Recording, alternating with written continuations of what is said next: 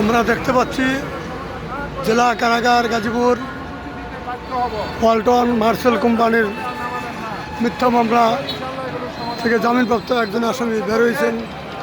এখন লাইভ চলছে এবং ধন্যবাদ। বিভিন্ন লোকদের কথোপকথন চলছে। এই মুহূর্তে আমরা গাজীপুর জেলা কারাগারের সামনে অবস্থান করছি। আপনারা ইতিমধ্যে মূল্যবান বক্তব্য শুনতে পেলেন। বাংলাদেশ ইলেকট্রনিক্স বিজনেস অ্যাসোসিয়েশন একটি দেশের অর্থনৈতিক উন্নয়নের একটি অল্প কিছু সময় হয় উনি কারাগার থেকে বেরিয়ে আসছেন জামিনে। উন্নয়নে ভূমিকা রাখে, সর্বদাই ব্যবসায়িক উজ্জ্বল সপনা কামনা করি পালন করে থাকে।